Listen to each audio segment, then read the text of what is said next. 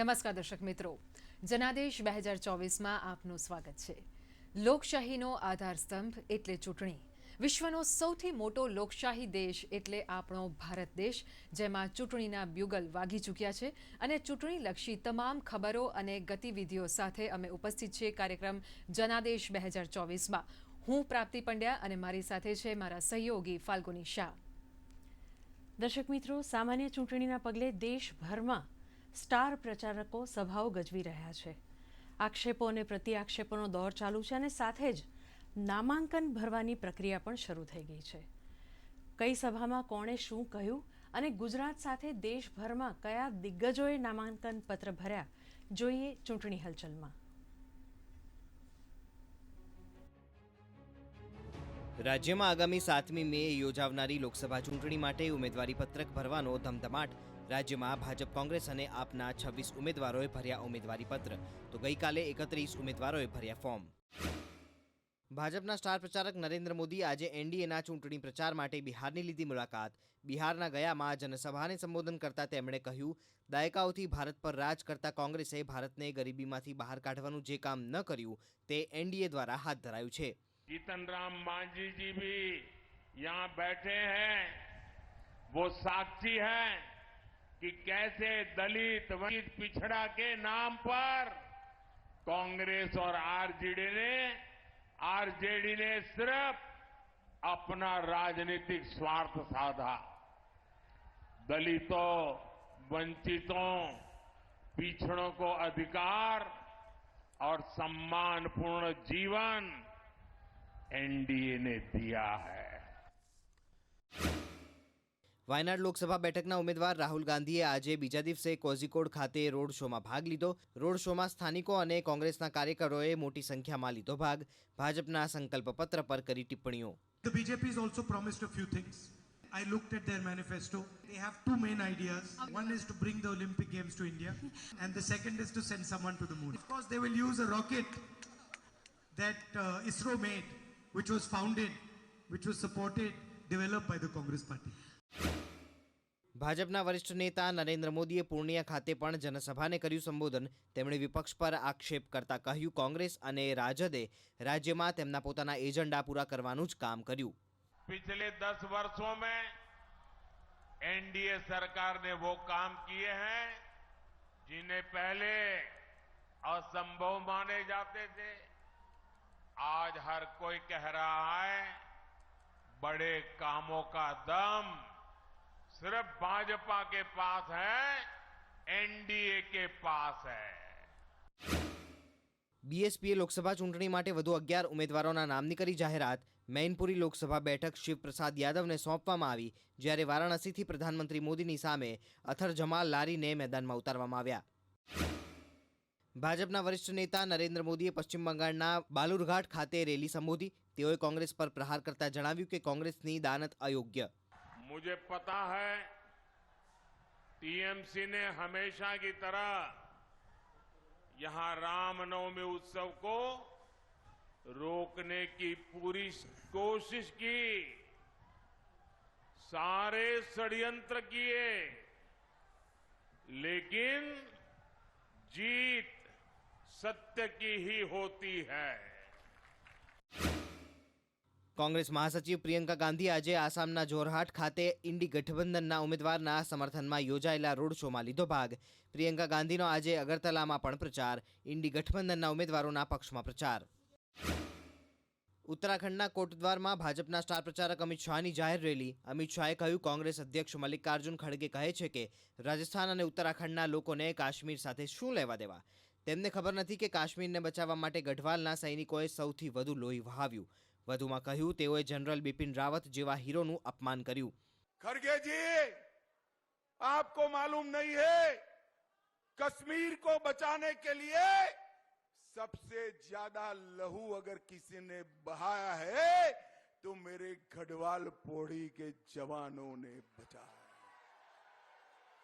आपकी पार्टी का संस्कार है जो उत्तराखंड के वीर योद्धा बिपिन रावत को भी गली के गुंडे कहते हुए नहीं झिझकी। मित्रों, बिपिन रावत जैसे वीर योद्धा को अपमानित करने का काम एक कांग्रेस पार्टी ने किया।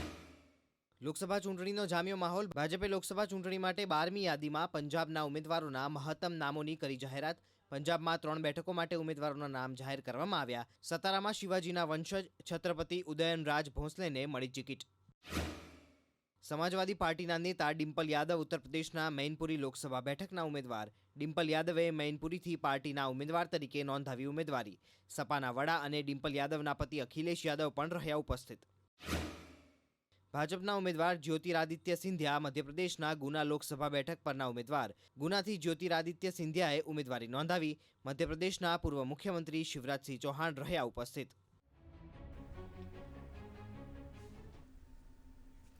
દર્શક મિત્રો, જનાદેશ 2024ના આજના એપિસોડમાં વિશેષ ચર્ચા કરવી છે પૂર્ણિયા બેઠકની। આજે ભાજપના વરિષ્ઠ નેતા નરેન્દ્ર મોદીએ પૂર્ણિયામાં જનસભા ગજવી। બીજા તબક્કામાં જ્યાં મતદાન થવાનું છે તેવી રસપ્રદ બેઠક પૂર્ણિયા અંગે વિગતો વધુ મેળવીએ અમારા સંવાદદાતા નિતેન્દ્રસિંહ પાસેથી। सबसे चर्चित लोकसभा क्षेत्र पूर्णिया में प्रधानमंत्री ने आज एक जनसभा की और एनडीए प्रत्याशी संतोष कुशवाहा के पक्ष में जन समर्थन लोगों से मांगा। प्रधानमंत्री ने विपक्षी इंडी गठबंधन पर जोरदार हमला बोला और परिवारवाद, भ्रष्टाचार और जंगल राज का उन्होंने जिक्र किया और खासतौर पर जो एनडीए के दौरान बीते 10 साल में जो काम हुआ है, विकास और विरासत को जिस तरीके से आगे बढ़ाया जा रहा है उसका उन्होंने जिक्र किया।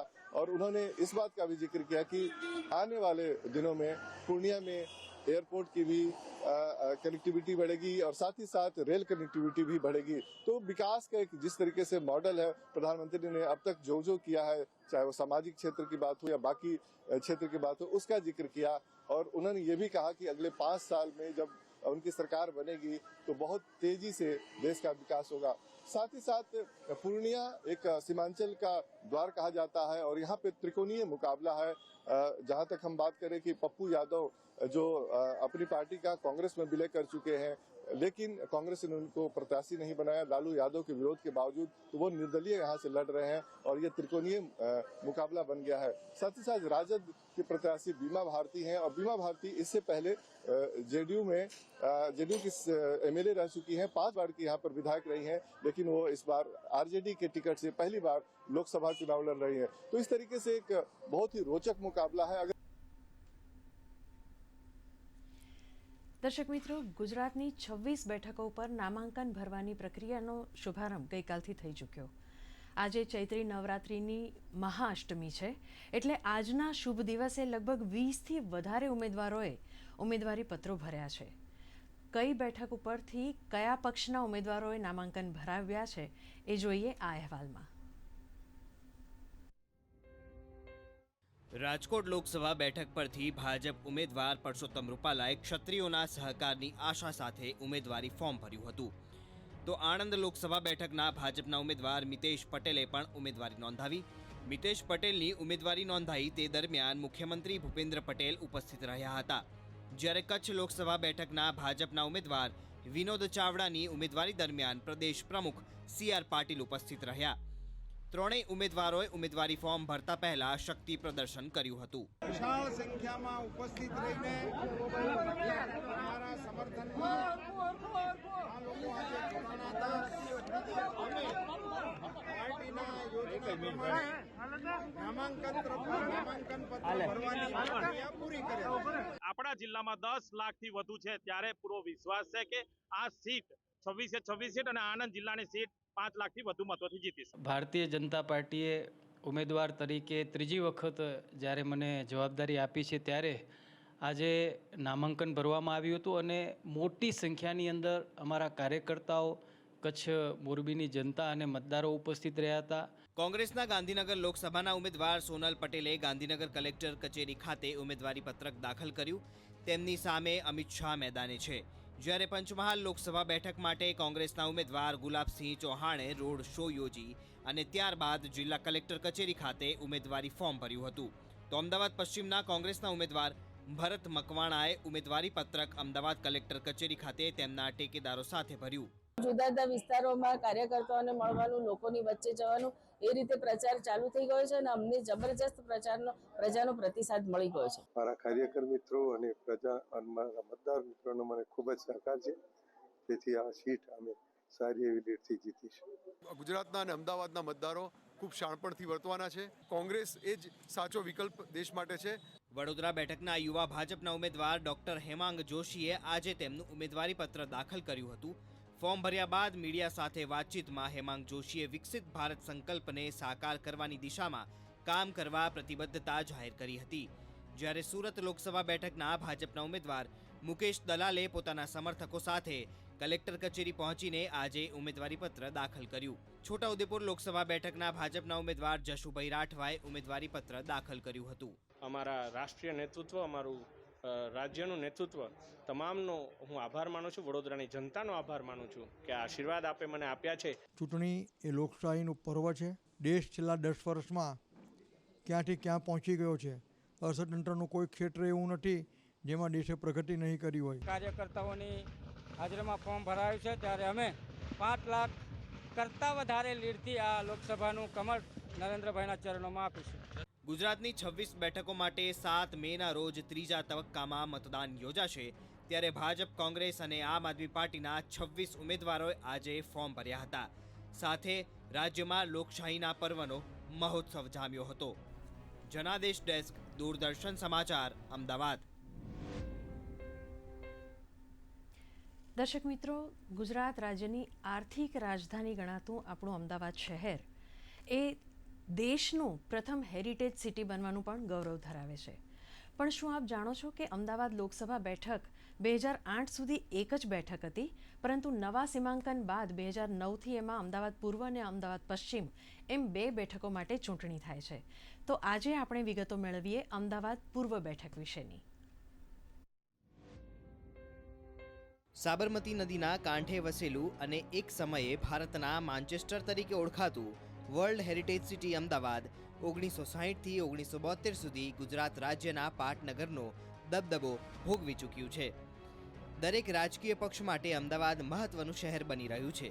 રાજકીય પરિપ્રેક્ષ્યમાં જોઈએ તો 1951થી 2009 સુધી અમદાવાદની લોકસભા બેઠક એક જ હતી, પરંતુ 2008માં નવા સીમાંકન પ્રમાણે અમદાવાદ પૂર્વ અને અમદાવાદ પશ્ચિમ લોકસભા બેઠક અસ્તિત્વમાં આવી. ભાજપે અમદાવાદ પૂર્વમાંથી હસમુખ પટેલને તો કોંગ્રેસે હિંમતસિંહ પટેલને ઉમેદવાર બનાવ્યા છે અને બંને ઉમેદવાર પોતાની જીતનો પ્રબળ દાવો કરી રહ્યા છે. હિંમતસિંહ પટેલે બાપુનગરના પૂર્વ ધારાસભ્ય તરીકે જવાબદારી નિભાવી હતી. તેઓ અમદાવાદના મેયર તરીકે પણ જવાબદારી નિભાવી ચૂક્યા છે. રાષ્ટ્રની સુરક્ષા, સ્વાભિમાન અને ગૌરવ વધારનારા નેતાઓના માર્ગદર્શન હેઠળ કામ કરતી ભારતીય જનતા પાર્ટીના અમદાવાદ પૂર્વના લોકસભાના ઉમેદવારને 7 લાખ કરતાં પણ વધુ માર્જિનથી જીતવાનો સંકલ્પ પાર્ટીના સૌ આગેવાન, કાર્યકર્તાઓ અને વિસ્તારની જનતાએ કર્યો છે. આજે તમામ પૂર્વ વિસ્તારમાં અમારા સંબંધો અને અમારું કામ બોલે છે અને એના કારણે પાર્ટીએ આ નિર્ણય કર્યો છે. અને જે અમારું જીવન સમાજને સમર્પિત છે એ 2024ના આ પરિણામમાં ભારતીય જનતા પાર્ટીને લોકો, પૂર્વ વિસ્તારના લોકો ઘેર ભેગો કરીને એમને પણ જવાબ આપશે. બેકારી, મોંઘવારી, બેરોજગારી, આજે ભાજપે આપેલા તમામ જે વચનો છે એમાં એ નિષ્ફળ ગઈ છે. એવા અનેક મુદ્દાઓને લોકોને જવાબ ભારતીય જનતા પાર્ટી આપવો પડશે. અમદાવાદ પૂર્વની સીટ 2009માં હરીન પાઠક જીત્યા હતા. 2014માં પરેશ રાવલ અને 2019માં હસમુખ પટેલ ભાજપની ટિકિટ પર સંસદ પહોંચ્યા હતા. અમદાવાદ પૂર્વમાં ગાંધીનગર, દક્ષિણ નિકોલ, નરોડા, દહેગામ, વટવા, ઠક્કર બાપાનગર અને બાપુનગર વિધાનસભા બેઠકોનો સમાવેશ થાય છે. આ તમામ બેઠકો ઉપર 2022ની વિધાનસભા ચૂંટણીમાં ભાજપે જીત મેળવી હતી. આ બેઠકમાં ઉત્તર ભારતીય તેમજ સૌરાષ્ટ્રના લોકો તેમજ ડાયમંડના વેપારીઓનો બહોળો વર્ગ વસે છે. એક જમાનામાં અહીં કાપડની મિલો ધમધમતી હતી. તમામ જ્ઞાતિ, ધર્મ અને ભાષાના લોકો આ વિસ્તારમાં રહે છે.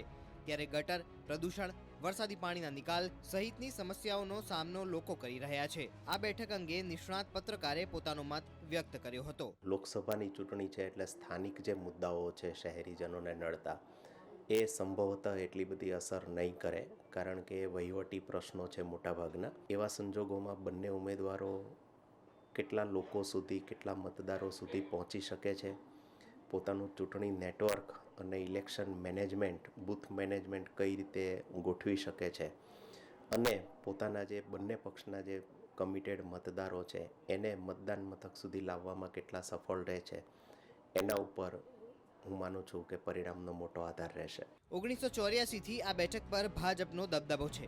જો કે અહીંના નાગરિકો ગટર અને વરસાદી પાણીના નિકાલ તેમજ પ્રદૂષણના પ્રશ્નોનો સામનો કરી રહ્યા છે. તો બીજી તરફ અહીંના લોકોને બાગ બગીચા, તળાવ, કમ્યુનિટી હોલ, પુલ સહિતની સુવિધાઓ પણ મળી હોવાનું લોકો જણાવી રહ્યા છે. ત્યારે ભાજપનો ગઢ મનાતી આ બેઠક ઉપર આ વર્ષે ભાજપ અને કોંગ્રેસનું કેવું વજન પડે છે તે તો જોવું રહ્યું. જનાદેશ ડેસ્ક, દૂરદર્શન સમાચાર, અમદાવાદ.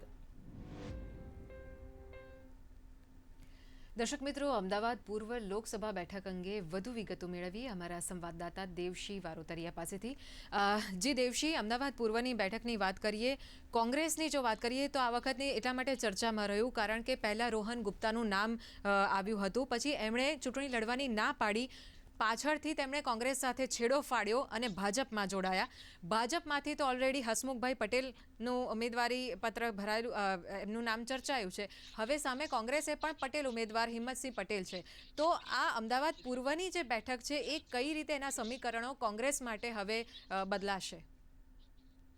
એટલું પ્રાપ્તિ, સૌથી પહેલા એ સ્પષ્ટ કરી દઉં કે જ્યારથી આ બેઠક અસ્તિત્વમાં આવી છે, 2009માં પહેલી વખત ચૂંટણી થઈ, 2008માં અસ્તિત્વમાં આવી, ત્યારથી આ બેઠક પર ભાજપનો ગઢ રહી છે. કારણ કે અત્યાર સુધી થયેલી ત્રણેય ચૂંટણીઓમાં ભારતીય જનતા પાર્ટી જીતી છે અને ક્રમશઃ 86,000ની મતની પ્રથમ લીડથી લઈને સતત જીતની લીડ વધી છે અને ગઈ વખતે હસમુખ પટેલ 4,34,000ની લીડથી જીત્યા હતા. રોહન ગુપ્તાની તમે વાત કરી તો જયારે પહેલી લિસ્ટ બહાર પડી કોંગ્રેસની, ત્યારે જ એમનું નામ અમદાવાદ બેઠક માટે, અમદાવાદ પૂર્વ બેઠક માટે આવી ગયું હતું.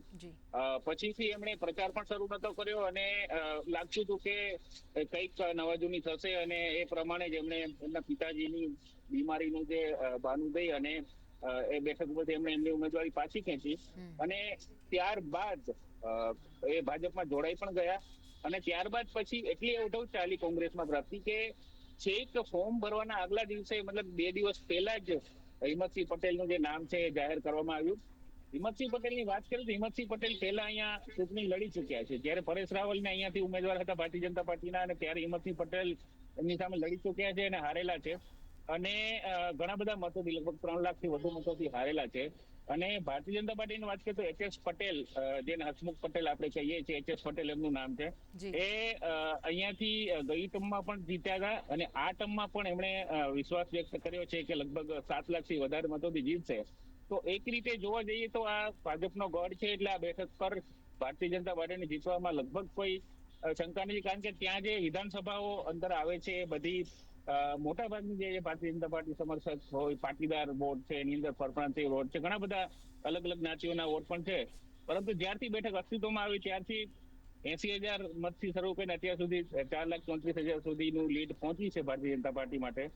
તો એ પણ એક હવે જોવાનું રહેશે કે હિંમતસિંહ પટેલ આ વખતે શું કમાલ દેખાડે છે કોંગ્રેસમાંથી અને કઈ રીતે જીત તરફ પહોંચી શકે, કારણ કે શક્યતાઓ બહુ નહીવત દેખાઈ રહી. જી, પણ દેવશીભાઈ, સવાલ એ પણ થાય કે આ વખતે ત્યાંના મુદ્દાઓ શું છે અને બીજું કે જે લક્ષ્ય આપવામાં આવ્યું છે ભારતીય જનતા પાર્ટી તરફથી કે 5 લાખથી વધારે લીડથી જીતવાનું, તો આ લીડ લેવામાં સક્સેસ મળશે કે નહીં? દેવશી, બિલકુલ. પ્રથમ તમે જે સવાલ કર્યો કે ત્યાંના મુદ્દાઓ, તો ત્યાં છે ને નરોડા છે, નિકોલ છે, બાપુનગર, ઠક્કરબાપાનગર, આ બધી જે વિધાનસભાઓ છે ત્યાં ત્યાંના જે સ્થાનિક અમદાવાદીઓને બદલે ત્યાં વધારે સૌરાષ્ટ્રમાંથી આવેલા લોકો વસેલા છે, યુપી, બિહાર, અલગ અલગ રાજ્યોમાંથી આવેલા જે લોકો છે એ પણ વસેલા છે. તો એમના જે, અને પ્લસ એક દહેગામ વિધાનસભા પણ આ જે બેઠક છે એમાં આવે છે, તો એક રૂરલ વિસ્તાર પણ એમાં સમાવેશ છે. તો ખેડૂતોના મુદ્દાઓ પ્લસ ઔદ્યોગિક લોકોને જે સ્પર્શતા મુદ્દાઓ હોય એ બધા અહીંયા છે. રોજગારીનો મુદ્દો છે, અલગ અલગ ખાસ કરીને જે બેઝિક વ્યવસ્થાઓ હોય છે, રોડ, પાણી, ગટર, શ્રમિકો માટેની વ્યવસ્થા, એક્ઝેક્ટલી શ્રમિકોના મુદ્દાઓ પણ છે. અને શ્રમિક વર્ગ ઘણો મોટો અહીંયા રહે છે. તો અન્નપૂર્ણા યોજના જે રાજ્ય સરકારે લોન્ચ કરી છે તેનું પણ ત્યાં વધારે ઇમ્પ્લિમેન્ટેશન જોવા મળે છે. તો ઘણી બધી યોજનાઓ પણ ત્યાં જોવા મળી રહી છે આપણને. તો આ બધા મુદ્દાઓ પર અહીંયા ચૂંટણી લડાશે એવું લાગી રહ્યું છે. ફાલ્ગુની, બિલકુલ. આપનો ખૂબ ખૂબ આભાર. તો દર્શક મિત્રો, આવો જોઈએ આજની વધુ ચૂંટણીલક્ષી હલચલ ચૂંટણી પંચાયતમાં.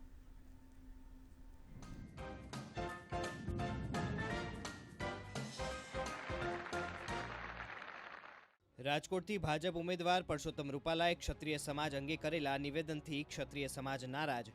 ગઈકાલે મોડી રાત્રે રાજપૂત સંકલન સમિતિના આગેવાનો સાથે રાજ્ય સરકારે બેઠક યોજી.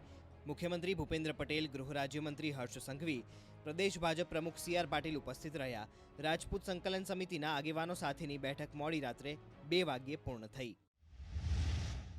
ગુજરાત પ્રદેશ શિવસેનાના શિંદે જૂથના પ્રમુખ SR પાટીલે ગુજરાતમાં ભારતીય જનતા પાર્ટીને સમર્થન આપવાની કરી જાહેરાત. સાથે તેમણે ગુજરાતની 26 બેઠકો પર ભાજપના ઉમેદવારોના પ્રચાર કરવા શિવસેનાના કાર્યકરોને આપી સૂચના. તેમણે ભાજપના કાર્યકરો સાથે ખભે ખભા મિલાવી ચૂંટણી પ્રચાર કરી ભાજપના ઉમેદવારોને જીતાડવા કરી હાકલ. જે મહારાષ્ટ્રની અંદર NDA ગઠબંધન છે એમના આદેશ અનુસાર ગુજરાતની અંદર ભારતીય જનતા પાર્ટીને 26 સીટ પર શિવસેનાના દરેક પદાધિકારી અને કાર્યકર્તાઓને સમર્થન આપવા માટેની એમના આદેશો અનુસાર હું હાકલ કરું છું.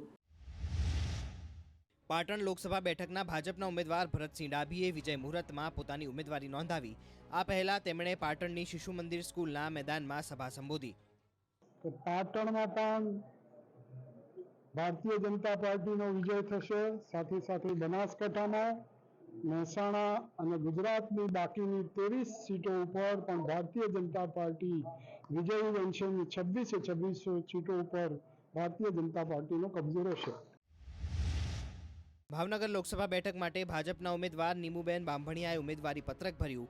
ઉમેદવારી પત્ર ભરતા પૂર્વે તેઓએ જાહેર સભા કરી અને રેલીનું પણ કર્યું આયોજન. દાદરા નગર હવેલી લોકસભા બેઠક માટે ભાજપના ઉમેદવારનું શક્તિ પ્રદર્શન. અટલ ભવનથી મુખ્ય માર્ગ પર હજારો કાર્યકર્તાઓની સાથે રેલી સ્વરૂપે નીકળ્યા. દાદરા નગર હવેલી લોકસભા બેઠક માટે આજે ભારતીય જનતા પાર્ટીના ઉમેદવાર કલાબેન ડેલકરે વાજતે ગાજતે નામાંકન પત્ર જિલ્લા કલેક્ટર સમક્ષ ભર્યું. જે આપણા પ્રધાનમંત્રી નરેન્દ્રભાઈ મોદીએ વિશ્વાસ રાખ્યો છે, જરૂર અમે ખરા ઉતરીશું. આજે અમારી ભવ્ય રેલી પણ હતી, લોકોનો સાથ સહકાર પણ હતો, આશીર્વાદ પણ હતા અને અમે આ સીટ ખૂબ જંગી બહુમતીથી જીતાડીને આપણા પ્રાઇમ મિનિસ્ટર સાહેબને આપીશું.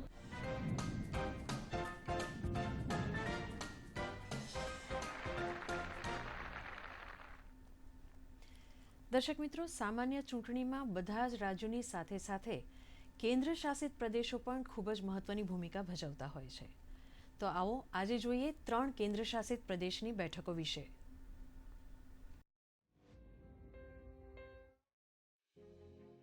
આંદામાન અને નિકોબાર ટાપુ ભારતનો એક કેન્દ્રશાસિત પ્રદેશ છે અને તે ભૌગોલિક રીતે ભારતીય મુખ્ય ભૂમિની પૂર્વમાં સ્થિત છે. આંદામાન અને નિકોબાર ટાપુઓમાં પ્રથમ તબક્કામાં 19મી એપ્રિલે મતદાન થવાનું છે. આંદામાન અને નિકોબાર લોકસભા બેઠક કોંગ્રેસ પાર્ટીનો ગઢ રહી છે. કોંગ્રેસ તરફથી કુલદીપ રાય શર્માને ઉમેદવાર બનાવવામાં આવ્યા છે, ત્યારે ભાજપે બિષ્ણુપદ રેને ટિકિટ આપી છે. કુલદીપ રાય શર્મા પણ અહીંથી વર્તમાન સાંસદ છે, જ્યારે ભાજપના ઉમેદવાર બિષ્ણુપદ રે 2014માં અહીંથી સાંસદ બન્યા હતા. 2019માં ભાજપે વિશાલ જોલીને ટિકિટ આપી હતી. કોંગ્રેસ અને ભાજપના ઉમેદવારો વચ્ચે ગાઢ મુકાબલો હતો. કુલદીપ શર્માને 95,308 વોટ અને વિશાલ જોલીને 93,901 વોટ મળ્યા હતા. આ વખતે પણ ભાજપ અને કોંગ્રેસ વચ્ચે રસાકસીનો મુકાબલો થવાની સંભાવના છે. વાત કરીએ લક્ષદ્વીપની, તો લક્ષદ્વીપ એ ભારતના દક્ષિણ પશ્ચિમમાં અને અરબી સમુદ્રમાં સ્થિત ટાપુઓનો સમૂહ છે. તેની રાજધાની કાવારત્તી છે. અહીં એક જ લોકસભા બેઠક છે.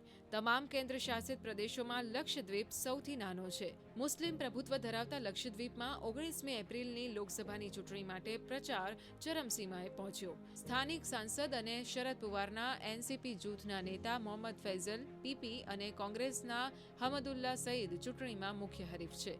અજીત પવારના NCP જૂથના નેતા TP યુસુફ પણ ચૂંટણી લડી રહ્યા છે. પુડુચેરી એ દક્ષિણ ભારતીય પ્રદેશમાં સ્થિત એક કેન્દ્ર શાસિત પ્રદેશ છે. આ પ્રદેશ બંગાળની ખાડીના કોરોમંડલ કિનારે સ્થિત છે. ભાજપે પુડુચેરી લોકસભા બેઠક ઉપર એ નમસિવાયમને પોતાના ઉમેદવાર બનાવ્યા છે અને વી વૈથિલિંગમ કોંગ્રેસના ઉમેદવાર છે. આ બેઠક હાલમાં કોંગ્રેસ પાસે છે. કોંગ્રેસે વી વૈથિલિંગમને ફરી એક વખત તક આપી છે. વર્ષ 2019માં 81.19% મતદાન થયું હતું. કોંગ્રેસ ઉમેદવાર વી વૈથિલંગમે 4,44,981 મતો મેળવ્યા હતા. એઆઈએનઆરસીના ડોક્ટર નારાયણ સામી કેશવનને 2,47,956 મત મળ્યા. આ ત્રણેય કેન્દ્રશાસિત પ્રદેશમાં 19મી એપ્રિલના રોજ મતદાન થશે, જ્યારે 4 જૂનના રોજ પરિણામ જાહેર થશે. જનાદેશ ડેસ્ક, દૂરદર્શન સમાચાર, અમદાવાદ. દર્શક મિત્રો, સેવન સિસ્ટર્સમાંનું એક રાજ્ય એટલે નાગાલેન્ડ.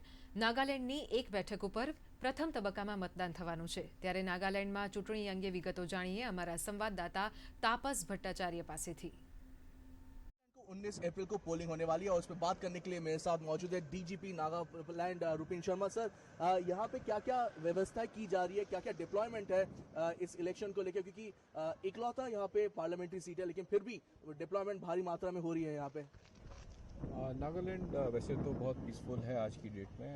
छुटमुट घटनाएं तो इधर उधर होती रहती हैं, पर इलेक्शन रिलेटेड कोई भी ऐसा वाक़या हमारी नज़र में नहीं आया.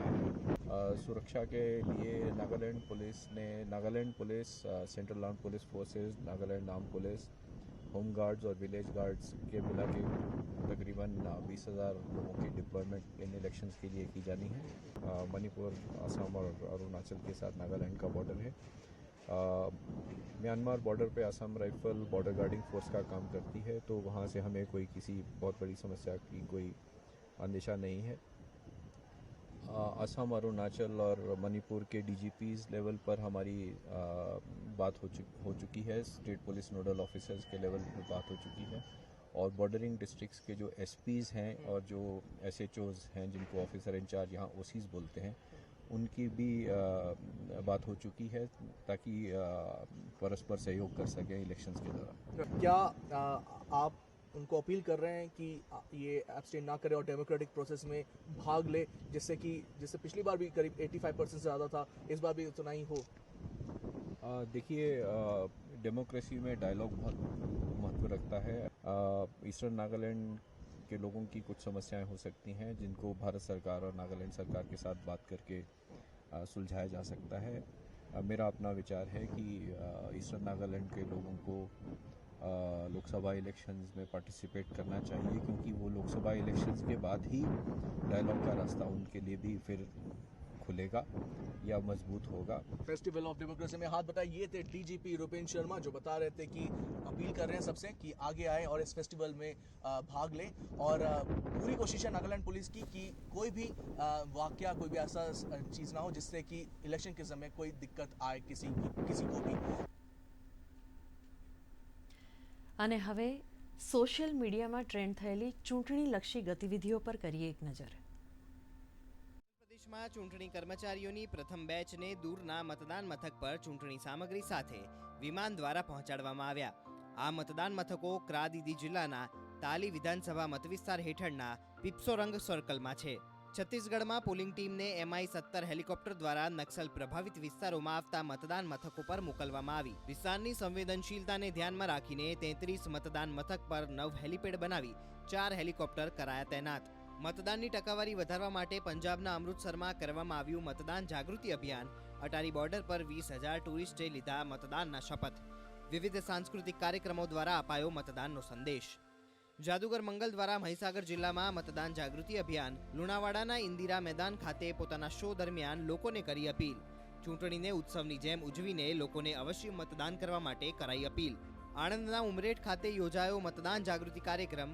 યુવા મતદારોને ચૂંટણી પ્રક્રિયાને લગતી મતદાર તરીકેની નોંધણી કરવાથી લઈને મતદાન મથકે મતદાન કરવા સુધીની તમામ પ્રક્રિયાની માહિતી મળે તે હેતુથી સાપ સીડીની રમત રમાડી કરાયા જાગૃત. તો આ તરફ બંગાળના મુખ્યમંત્રી મમતા બેનર્જીએ પણ કર્યો અનોખી રીતે પ્રચાર પ્રસાર. દાર્જિલિંગના સિલિગુડીમાં એક સાર્વજનિક સભામાં લીધો ભાગ. લોકો સાથે કર્યું નૃત્ય અને વગાડ્યા ઢોલ નગારા.